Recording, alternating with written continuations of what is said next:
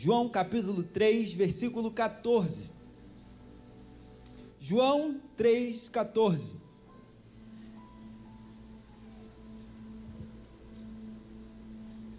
Bom, eu tirei um tempo para poder descansar, poder tirar algumas férias. Nesse período foi um período onde eu decidi me aprofundar mais no Senhor, estudar mais um pouco. Muitas vezes na correria do dia a dia, dentro do próprio ministério, às vezes a gente não para fazer uns estudos, e encaixou perfeitamente com essa leitura da Bíblia que nós estamos fazendo. Eu não sei se você está lendo conosco, nós estamos num plano de leitura, de ler a Bíblia toda em 3 meses, e tem sido tão produtivo, irmãos. O Senhor tem falado tão poderosamente comigo. Às vezes a gente tem uma meta, de versículos para ler, e às vezes eu não consigo sair. Eu leio, fico ali num texto e continuo lendo o mesmo texto, quando eu vejo atrasa o outro dia. Eu não consigo ler, e no outro dia eu tenho que correr um pouco, mas como tem sido maravilhoso estar com os irmãos lendo a palavra de Deus. O Senhor tem se revelado cada vez mais algumas coisas que às vezes a gente já leu há muitos anos, que às vezes a gente pensa, até numa certa arrogância: não, eu já li esse texto, eu sei de cor e salteado, eu vou pular. Talvez você pensou isso. Não pule, irmãos, leia, ainda que você saiba, porque de alguma maneira Deus vai falar uma coisa nova com você. E isso tem acontecido comigo. E eu li essa semana um texto, e que na verdade não estava ainda dentro do plano. Eu adiantei um pouco porque me fez lembrar, e o Senhor me trouxe uma mensagem que na verdade é algo que eu já sabia, mas que eu quero aprofundar com você. Livro de João capítulo 3, a partir do versículo 14. João 3, 14. Conseguiu projetar? Show, deixa aí. E diz assim: e do modo por que Moisés levantou a serpente no deserto, assim importa que o Filho do Homem seja levantado. Versículo 15: para que todo que nele crê tenha a vida eterna. Próximo versículo, você sabe de cor. Porque Deus amou o mundo de tal maneira que deu o seu Filho unigênito, para que todo que nele crê não pereça, mas tenha a vida eterna. 17: porquanto Deus enviou o seu Filho ao mundo, não para que julgasse o mundo, mas para que o mundo fosse salvo por ele. Até aí, feche seus olhos. Você já orou por mim, agora eu quero orar por você. Pai, aqui estamos nós. Senhor, nos arrumamos, saímos da nossa casa, viemos a um prédio, junto com os irmãos, cultuar ao Senhor, celebrar ao Senhor, mas também sermos tocados pela palavra do Senhor. Senhor, o nosso desejo nessa noite é para que o Espírito do Senhor possa nos direcionar, nos instruir, nos alimentar. E sabemos que a Tua palavra ela é poderosa e eficaz para separar juntas e medulas, alma do Espírito, alimentar o nosso espírito, subjugar a nossa vontade, a vontade da nossa carne, para que possamos tomar a nossa cruz. Por isso, nesta noite, fala conosco, Senhor. Queremos ouvir a Sua voz, queremos ser direcionados pelo Teu Espírito, queremos ser alimentados pela Sua santa e gloriosa palavra. Esse é o desejo do nosso coração. Abrimos o nosso coração para receber pela fé aquilo que o Senhor tem para cada um de nós. Em nome do Senhor Jesus, diga amém.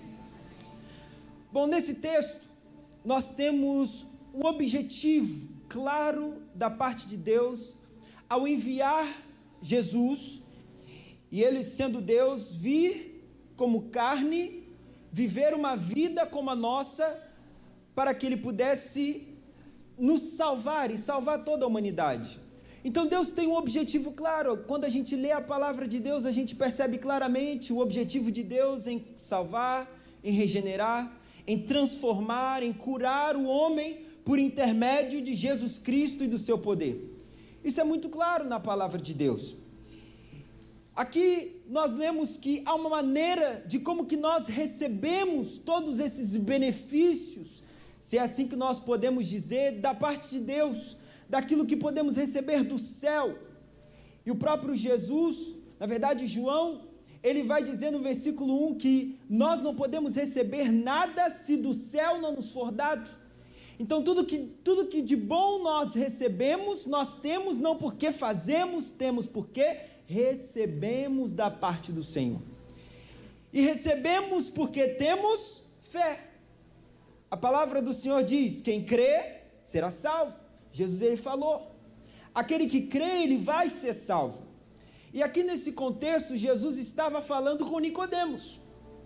Nicodemos, um mestre da lei, ele é desafiado por Jesus a tirar tudo aquilo que ele acreditava e começar a ter uma nova crença. Jesus ele vai dizer no início que não importa simplesmente nascer da carne, pelo contrário, agora quem é carne, mas é necessário que aquele que nasceu da carne agora nasça do Espírito. Jesus ele vai falar sobre o novo nascimento e mais à frente, que é o texto que nós lemos, Jesus ele fala sobre a sua missão aqui. Então ele tinha um objetivo, ele tinha uma missão, ele tinha um plano. E Jesus ele faz uma comparação desse plano. Ele compara a maneira como que ele iria construir e atingir esse objetivo com um texto lá atrás do Antigo Testamento. Jesus ele faz uma comparação com aquilo que ele veio para fazer, com aquilo que Moisés fez lá atrás, com um texto que nós lemos lá no livro de Números, capítulo 21. E para a gente poder entender o que Jesus está falando aqui para Nicodemos, que era um mestre da lei e conhecia, nós precisamos voltar nesse texto, lá no livro de Números. Por isso eu gostaria que você abrisse a sua Bíblia, no livro de Números, capítulo 21, Jesus diz que assim como Moisés levantou a serpente, assim o Filho do Homem será levantado no madeiro. Por que Jesus ele faz essa comparação da maneira como ele ia construir o seu plano, o seu objetivo de salvar o homem com aquilo que Moisés fez no deserto? Então, abra sua Bíblia, livro de Números, capítulo 21, no versículo 4. Números 21, 4. Essa história é uma história conhecida.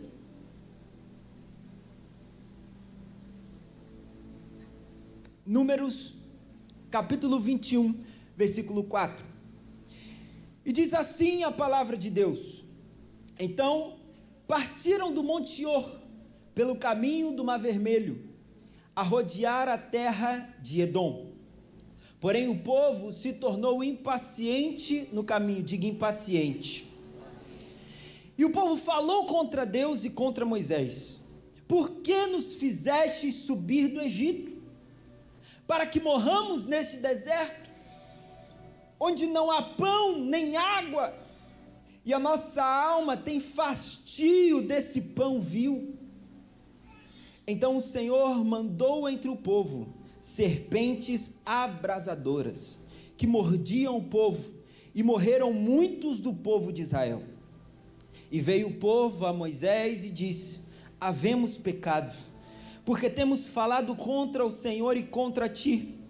Ora ao Senhor para que tire de nós as serpentes. Então Moisés orou pelo povo, e disse o Senhor a Moisés: faze uma serpente abrasadora, põe-na sobre uma haste, e será que todo mordido que a mirar viverá. Fez Moisés uma serpente de bronze, e a pôs sobre uma haste. Sendo alguém mordido por alguma serpente, se olhasse para a de bronze, sarava. Então nesta passagem que Jesus o compara, nós temos um elemento dessa história que Jesus fala, e nós vemos nessa mesma história, que é a serpente. Diga a serpente. E por isso o tema da palavra de hoje é o mistério da serpente. Fala para o irmão que está do seu lado, fala assim: o mistério da serpente.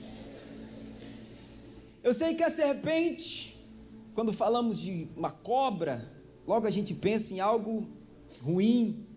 Tanto que, se nós formos, talvez, olharmos para o que a serpente simboliza em muitos lugares, é um símbolo de morte.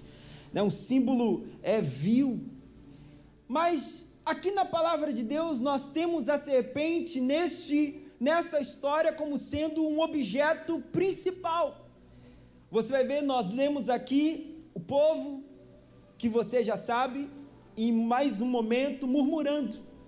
A Bíblia fala que ele já próximo de chegar à terra prometida, eles precisaram contornar o povo, o Edom, que era simplesmente os descendentes de Esaú. Então eles contornaram a região de Edom, que é mais ou menos onde fica a Jordânia hoje, e ao contornarem, eles começaram a reclamar e murmurar, e eles começaram a falar contra Deus, falar contra Moisés, e até mesmo dizer que eles estavam cansados do maná. Sabe de uma coisa? Se a gente for voltar lá atrás, você sabe que eles pediram a provisão de Deus, eles oraram pelo maná, e agora eles estavam reclamando da resposta de oração. Sabe que nós não podemos reclamar muitas vezes daquilo que oramos. Tem pessoas que oram por algo, oram por um objetivo, passa o tempo, às vezes esquecemos, e às vezes nós passamos a reclamar daquilo que Deus nos deu. Às vezes eu já vi pessoas que oram: pastor, meu marido tem que se converter, tem que nascer de novo e tudo mais, porque está assim lá em casa, e o cara se converte, aí ele quer só saber de Jesus o dia inteiro, e ele vem para o prédio da igreja, depois vem ela de novo: pastor, ele só quer saber de igreja. Pastor, meu filho, ele não quer saber de Jesus, está aí pulando carnaval, me ajuda, pastor. Aí ora pelo irmão, ele nasce de novo. Aí, poxa, pastor, agora meu filho só quer saber de ir para a célula, só quer saber de jejuar, só quer saber de orar. Você sabe que muitas vezes nós reclamamos da resposta de oração de Deus para nós, mas não é esse o foco. Mas eles começaram a reclamar, eles começaram a murmurar, eles começaram a falar contra Deus. E sabe que Deus traçou para eles um caminho perfeito, rumo a um objetivo, que era a terra prometida, em Canaã. Mas eles desobedeceram, se rebelaram contra Deus. E por causa muitas vezes das nossas desobediências, da nossa rebeldia, acontecem consequências catastróficas. A palavra de Deus diz que serpentes venenosas, abrasadoras, surgiram por causa do coração arredio deles contra Deus. Aquelas serpentes eram fruto de um descompromisso com a aliança que Deus tinha feito com eles. As serpentes, elas surgem por causa que aquelas pessoas, aqueles hebreus, aqueles irmãos estavam simplesmente querendo tomar uma decisão fundamentada nos seus desejos da carne, porque eles estavam cansados de comer pão, estavam cansados de andar, mas Deus tinha um plano perfeito para eles. E muitas vezes é assim nossa vida. Muitas vezes faltamos com fé, muitas vezes tomamos decisões que nos fazem até contra Deus, e todas as nossas decisões vão gerar consequências. Tudo que nós fizermos, as consequências elas virão. Isso é um fato. Fala para a pessoa que está do seu lado, fala assim: tudo que você fizer tem consequência. A palavra do Senhor diz que aquilo que o homem semear, ele vai colher. Então as consequências das nossas atitudes, elas virão. E foi o que aconteceu com esse povo.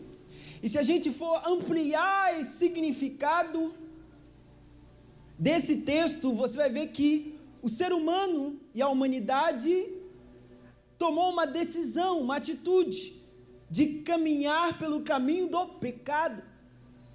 E a palavra de Deus diz que a partir do momento em que o homem desobedece e se rebela contra Deus, há uma consequência catastrófica, que é a morte.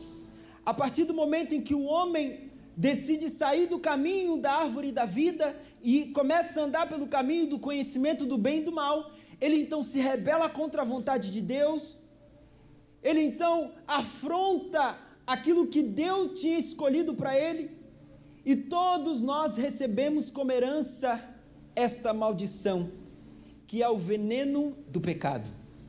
Assim como aqueles hebreus receberam aquelas serpentes venenosas, que estavam causando um grande problema entre eles, que todos aqueles que eram picados eram envenenados a ponto de morrerem. Assim, todos nós fomos picados pela semente do pecado, e dentro de nós havia uma natureza pecaminosa que nos levava a ir contra Deus. Quantos compreendem o que eu estou dizendo? Então perceba que o pecado é como essa serpente, e o veneno da serpente é a consequência do pecado. Mas nós lemos no texto que aquele povo, ele se arrepende. Eles então decidem ir a Moisés e falar: Moisés, nós pecamos contra o Senhor, pecamos contra você. Por isso, Moisés, ora a Deus, peça para que Deus venha em nosso favor. Muitos estão morrendo, muitos estão perecendo, não há cura. E Moisés então recorre a Deus, e Deus traz uma solução a todo o povo. Deus fala para Moisés esculpir uma serpente e levantá-la, para que todo aquele que depois de ser picado pela serpente, quando olhasse para a serpente esculpida que Moisés estava levantando, ele seria imediatamente curado. Seria curado. Um problema grandioso. É óbvio que naquela época não se sabia e não tinha o antídoto, e mesmo se tivesse, eles estavam no meio do deserto. Não havia um avanço na medicina para descobrir como produzir os antígenos para combater o veneno da serpente. Você sabe que existem serpentes terríveis. Esses dias o pastor me contou, lá no hospital onde seu Enélio está, tem um homem que está há 3 meses no hospital. Ele foi picado por uma cobra, não se sabe qual.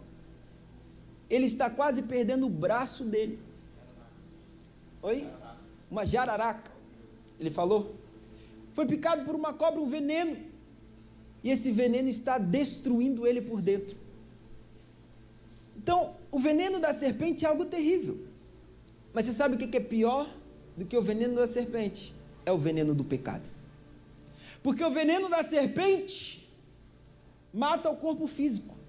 O veneno do pecado mata o espírito. E o povo tinha um grande problema. Porque se Deus não intervisse, provavelmente todo aquele povo seria dizimado, ou poucos sobrariam. Mas Deus então mostra a eles uma solução simples. Um problema grande, mas Deus mostra para eles uma solução simples. Deus não fala para eles procurarem no deserto ingredientes para eles produzirem um antídoto. Deus não fala para eles montarem uma equipe anticrise para descobrirem o que fazer para destruir aquelas serpentes. Não, Deus fala simplesmente: olha, vocês não precisam fazer nada, simplesmente olhem para a serpente. E sabe que muitas vezes, quando passamos por problemas tão complexos, tão difíceis, nós achamos que os problemas complexos serão solucionados por soluções complexas. Mas Deus não age dessa forma. Problemas complexos, muitas vezes Deus vai nos dar situações e soluções simples, mas que depende exclusivamente da fé. Diga, a fé é a chave. Então a fé era fundamental e importante. Deus fala para eles: olhe para a serpente e vocês vão ser curados. Talvez algum hebreu poderia pensar: mas que tolice. Algum hebreu mais estudado, ele poderia pensar: como que a imagem de uma serpente, quando eu olho para ela, só de eu ver a serpente vai conseguir entrar na minha via sanguínea, nas minhas veias, e impedir a ação do veneno da serpente? Isso é uma loucura. Isso é algo que não tem cabimento. Mas isso é a loucura do Evangelho. Esse é o mistério da serpente. Olhe para ela e você é curado. Olhe para ela e você é salvo. Olhe para ela e você é transformado. Olhe para ela e você é regenerado. Pastor, mas o que eu preciso fazer? Olhe para a serpente. Fala para o irmão que está do seu lado, fala assim, olhe para a serpente. Talvez ele ainda não entendeu. Como assim, pastor, olhar para a serpente? Você sabe que, porque Deus usa uma serpente? Por que Deus não falou, botou um animal mais bonitinho? Faz um cordeiro, cordeiro é bonitinho.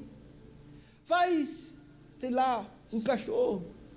Na verdade, na nossa cultura, cachorro é, mas para eles nem tanto. Faz um animal mais...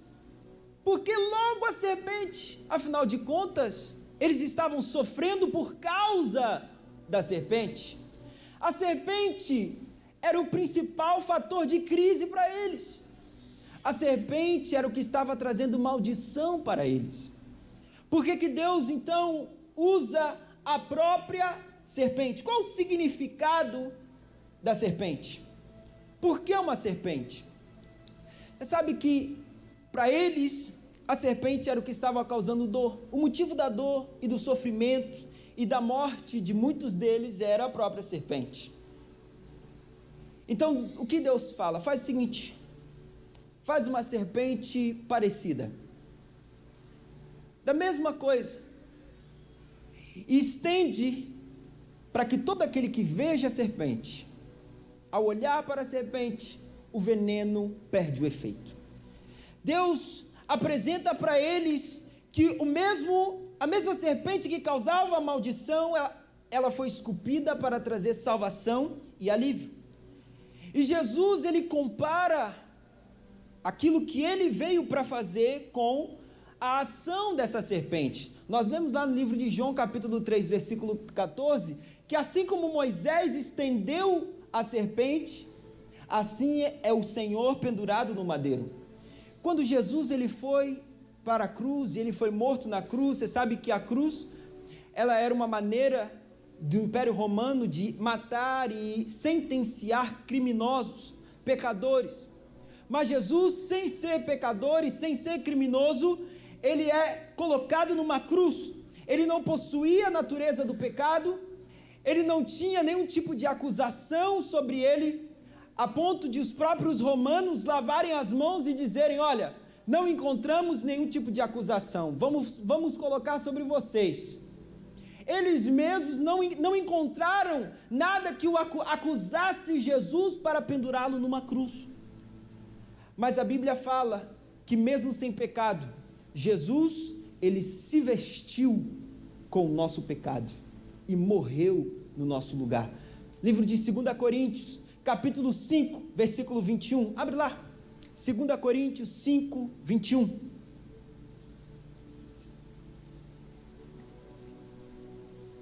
Segunda Coríntios, capítulo 5, versículo 21. Olha o que a palavra de Deus diz. Aquele que não conheceu o pecado, ele o fez pecado por nós, para que nele fôssemos feitos justiça de Deus.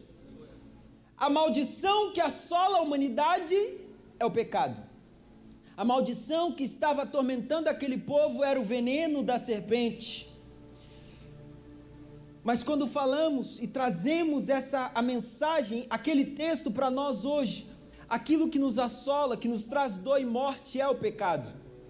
E a palavra de Deus diz que assim como Deus mandou Moisés erguer uma serpente, que figurava o símbolo da maldição daquele povo, Jesus foi erguido e pendurado no madeiro e esculpido nele aquilo que nos traz maldição, que é o pecado. Vocês estão conseguindo compreender o que eu estou dizendo? Então a mesma serpente que foi esculpida e hasteada no deserto, é o mesmo figuradamente, quando Jesus é lançado na cruz. Quando nós olhamos para a cruz e vemos o nosso pecado sendo pregado nele, nós somos curados. Jesus, ele compara a serpente alçada no deserto como a sua missão que viria para morrer no nosso lugar. A maldição que estava sobre a serpente, que era o seu veneno, sobre nós, a maldição que era o pecado foi colocada sobre Jesus. A consequência do pecado sempre vai resultar em morte. Mas sabe, quando nós olhamos para a serpente, ou seja, quando olhamos para Jesus, a consequência do pecado, o veneno do pecado é cortado sobre as nossas vidas. Sabe o que Jesus está querendo dizer aqui, quando ele fala com Nicodemos? Que a chave para a salvação de todo ser humano, a chave para a cura, a chave para a redenção, é simplesmente olhar para ele, porque quando nós olhamos para ele, nós estamos olhando para a serpente, que foi alçada no deserto, e que todos aqueles que olhavam eram curados. Quantos compreendem o que eu estou dizendo? Jesus era a serpente, ele se fez pecado por nós, e esse é o paralelo que Jesus fala para Nicodemos e que nós precisamos entender. Assim como aquele povo foi curado do veneno da serpente, assim nós somos curados do veneno do pecado quando olhamos para ele. E você sabe, irmãos, tem muitas pessoas que estão lá fora agora, que precisam olhar para a serpente, que estão morrendo por causa do veneno da serpente, mas elas mesmas não sabem. E muitas vezes nós precisamos ser salvos. Você sabe que a palavra salvo na Bíblia, quando nós trazemos ela para o grego, ela significa sozo. E o sozo não é necessariamente sempre aplicado para uma salvação da condenação da morte e do inferno. Sozo também significa regeneração. Sozo significa transformação. Muitas vezes em nossa vida, nós precisamos olhar constantemente para o madeiro, olhar constantemente para a serpente içada no deserto. Sabe por quê? Porque muitas vezes nós somos picados por serpentes abrasadoras que acabam envenenando o nosso coração. O veneno da mágoa, da amargura, da ira, o veneno do ódio, da inveja, que muitas vezes coloca injetado em nós esse veneno e começa a matar em nós por dentro. E muitas vezes nós tomamos atitudes por causa desse veneno que está agindo em nossa vida. Pastor, como que eu posso me livrar desse veneno? A serpente está sendo içada. Olhe para Cristo, olhe para a serpente no deserto e você vai ser curado.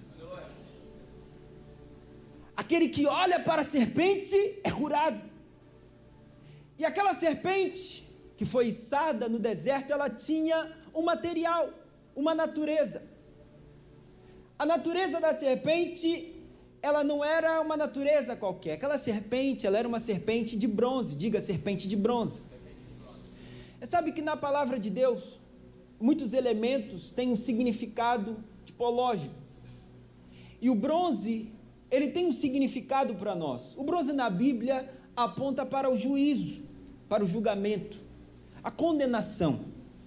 Não à toa, no próprio tabernáculo, se você conhece os móveis que tinham no tabernáculo, o móvel onde eram feitos os sacrifícios era o altar. Ele ficava situado no átrio. E o altar, ele era todo feito de bronze. Por quê? Porque quando os animais eram levados para o altar, para serem sacrificados, havia o juízo de Deus sobre aquele animal, o julgamento de Deus sobre aquele animal. O pecado era expiado, ou seja, aquele animal, o sangue derramado, era o suficiente para cobrir aquela pessoa do pecado que ela tinha cometido. Então, no altar no tabernáculo, Deus exercia juízo sobre aquele animal em favor daquele que estava trazendo o animal para ser sacrificado. E aquela serpente que foi levantada do deserto, ela era de bronze, porque representa o juízo de Deus sobre Cristo, enquanto ele estava na cruz.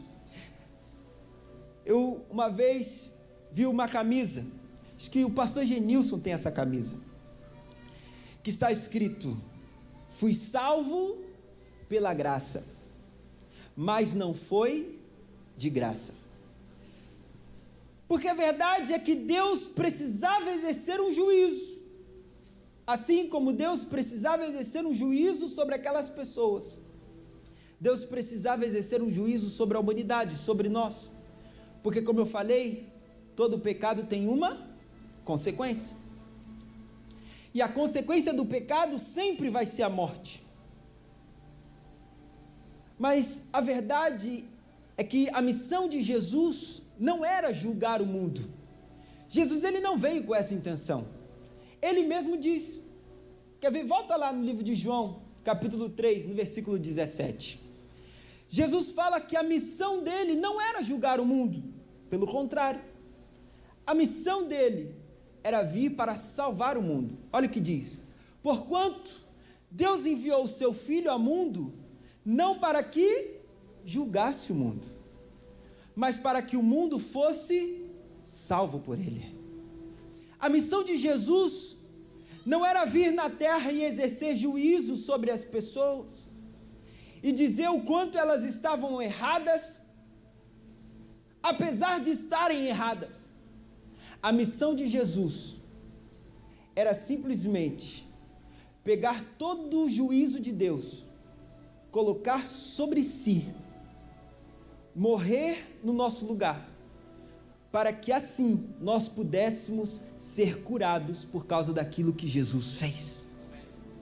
Então, da mesma forma que aquela serpente de bronze foi hasteada no deserto, e o julgamento do Senhor estava sobre aquela serpente, assim foi com Jesus.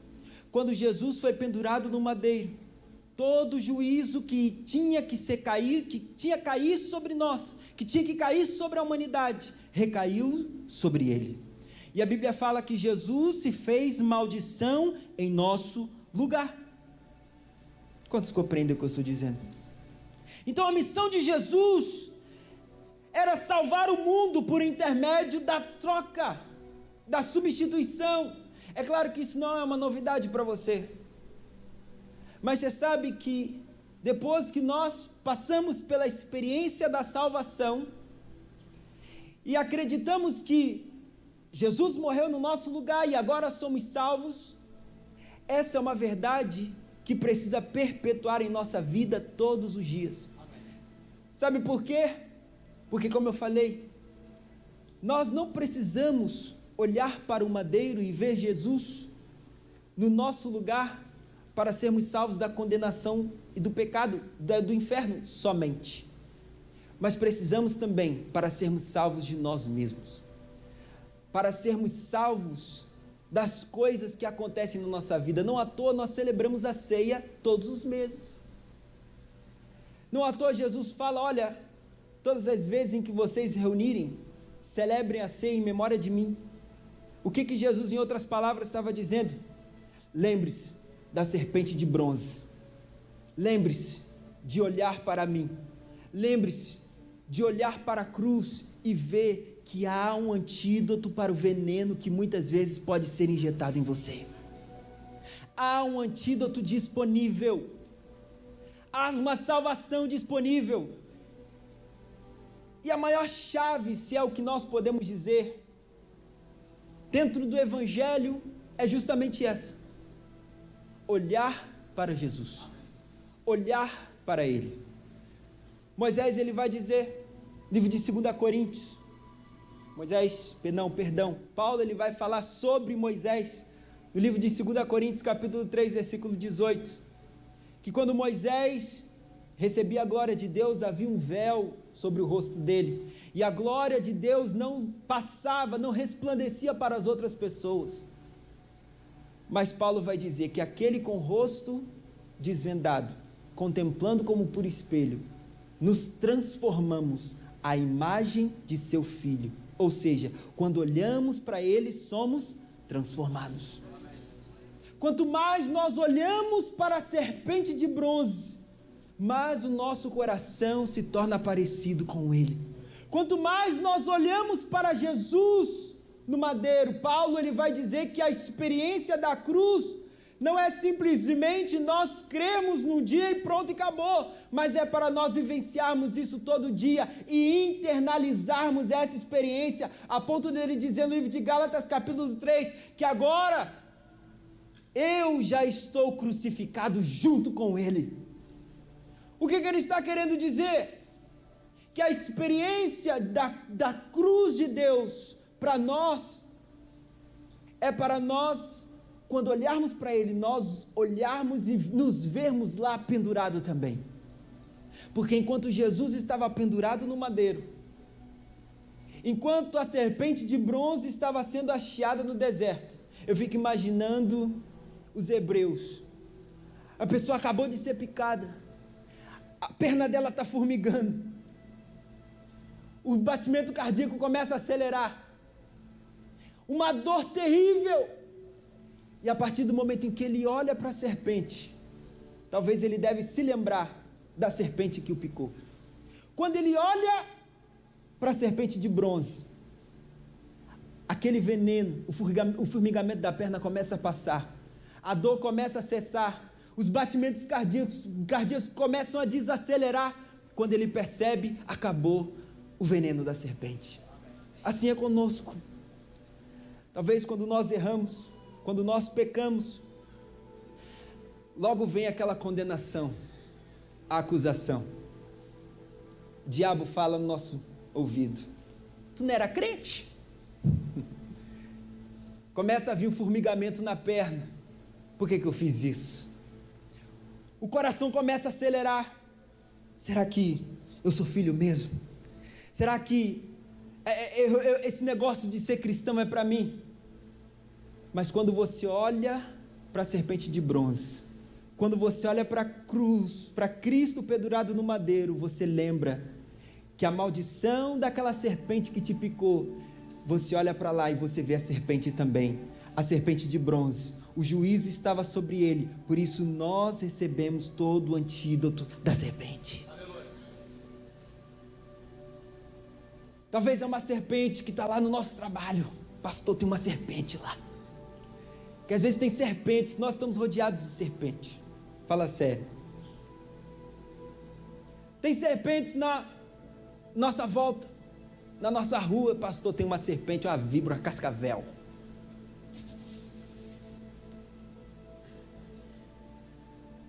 E sabe o que é interessante? Você vai ver que a oração, o pedido do povo para Moisés foi um. A Bíblia fala que o povo chega para Moisés e fala: Moisés, havemos pecado, nós pecamos contra Deus e contra você. Ora a Deus, pede para Deus tirar as serpentes, para Deus aniquilar as serpentes, jogar as serpentes fora. Mas Deus não tira a serpente. A ação de Deus, Deus poderia simplesmente fazer morrer todas as serpentes. Deus era poderoso para isso, sim ou não? Sim. Deus poderia fazer desaparecer as serpentes, mas Deus não fez desaparecer as serpentes. Mas Deus deu o antídoto para a picada da serpente. Muitas vezes nós oramos para Deus tirar as serpentes. Muitas vezes nós pedimos para Deus: Senhor, tira a serpente, tira essa serpente que está me picando. Fico com ódio, com ira, com a vontade de dar um murro gospel. Tira, Senhor, essa serpente do meu caminho. Mas Deus não tira a serpente. Deus não tira as serpentes do nosso caminho. Ele nos dá o antídoto para que o veneno da serpente não afete o nosso coração. Jesus, lá na frente, na oração sacerdotal, em João 17, ele faz uma oração para Deus. Ele fala: Pai, eu não peço para que o Senhor os tire do mundo, mas que o Senhor seja com eles neste mundo. Eu não os peço para que o Senhor possa aliviar para eles algumas situações difíceis, algumas crises, não, mas que o Senhor fortaleça eles no meio da crise. E assim como Deus não poderia remover aquelas serpentes no deserto, muitas vezes Ele não vai remover as serpentes da nossa vida. E muitas vezes nós vamos ser picados pelas serpentes. A gente vai sentir a dor da picada. Mas a palavra de Deus diz que aquele que olha para a serpente de bronze, o veneno da serpente, não pode destruir, não pode matar você. Sabe, tem pessoas que depois de uma picada da serpente, ela começa a morrer. Tem muita gente que, às vezes por causa de pessoas, por causa de circunstâncias, por causa de situações, elas acabam se afastando, acabam desistindo, acabam parando. Mas a verdade, irmãos, é que as crises elas vão surgir, as crises vão continuar. Pastor, como assim? Falou que é um monte de portas abertas. Sim, é um monte de portas abertas. As portas vão se abrir, mas às vezes no caminho tem serpente. Eu não estou dizendo que você em algum momento vai sofrer, sabe, por a picada da serpente. Pelo contrário, as picadas elas vão acontecer, mas a verdade é que aquele que crê que Jesus está pendurado no madeiro, a serpente pode até picar, mas ela não vai te parar. No Antigo Testamento, no texto que nós lemos, a serpente, ela tinha o poder de inocular o veneno e matar as pessoas. Mas você sabe que no Novo Testamento, a partir do momento em que nós entendemos, cremos e estamos debaixo do sangue de Jesus, da graça de Deus sobre nós, a serpente perdeu completamente o seu poder e o seu veneno. Se a gente for lá no livro de Atos, vai lá no livro de Atos, capítulo 28, versículo 3. Atos, capítulo 28, versículo 3. Paulo, um grande homem de Deus, numa viagem para Roma, onde ele seria julgado e condenado. O navio em que ele estava naufraga, ele vai até uma ilha, e nessa ilha acontece algo impressionante. Vamos ler versículo 3. E tendo Paulo ajuntado e atirado à fogueira um feixe de gravetos, uma víbora, fugindo do calor, prendeu-se-lhe a mão. Quando os bárbaros viram a víbora pendente na mão dele, disseram uns aos outros: certamente esse homem é assassino, porque ele foi salvo do mar, mas a justiça não o deixa viver. Olha a conclusão daqueles homens. Com certeza, Deus vai fazer o juízo sobre ele. A serpente picou, o veneno da serpente entrou em Paulo. Aqueles homens pensaram: justiça vai vir sobre ele, ele vai morrer, porque o veneno da serpente virá sobre ele, e não tem jeito. Mas a Bíblia fala no versículo 5: porém ele, sacudindo o réptil no fogo, não sofreu mal nenhum.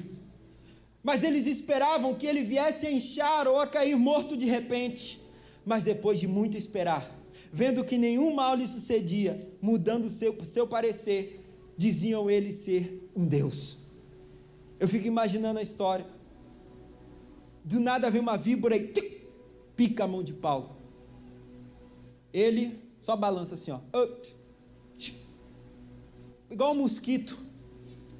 Ele fez assim, uma picada aqui, e balançou assim, ó, ainda brincou com a cobra no fogo. E as pessoas vendo, naquela expectativa, pensando: agora que ele vai cair duro para trás, é agora, ó, olha lá, começa pela orelha, olha a orelha, vê se vai inchar. E eles ficaram esperando, e Paulo lá, tranquilo. Ele sabia, sabe por quê? Porque ele tinha olhado para a serpente de bronze. Ele sabia que o veneno da serpente não ia matar ele. As pessoas estavam esperando o juízo sobre ele. Mas o que mal elas sabiam é que o juízo já tinha vindo. Mas não sobre ele, sobre aquele que foi pendurado no madeiro, que é a serpente de bronze do deserto. Aquele que foi alcançado pela graça e crê, e olhou para Jesus, olhou para a cruz. Ele não tem medo da morte, não tem medo da serpente, não tem medo do veneno da serpente, da víbora. Pelo contrário, Jesus ele fala: eu vos dei a autoridade para pisar na cabeça de serpentes. A serpente que muitas vezes vem para nos matar com o seu veneno, nós recebemos o antídoto na cruz de Deus. Quantos compreendem o que eu estou dizendo? E qual que é o mistério da serpente? O mistério da serpente é o mistério revelado em Cristo Jesus na cruz. Olhe para Jesus, olhe para a serpente de bronze e você é curado. Olhe para Jesus e você é transformado. Olhe para Jesus e você é salvo. Olhe para Jesus e todo o veneno da serpente perde completamente o efeito. Sabe que, independentemente das crises, a cruz de Deus, ela já foi posta. Olhe para trás, olhe para a cruz, olhe para Jesus. Quantos compreendem o que eu estou dizendo? Fica de pé onde você está.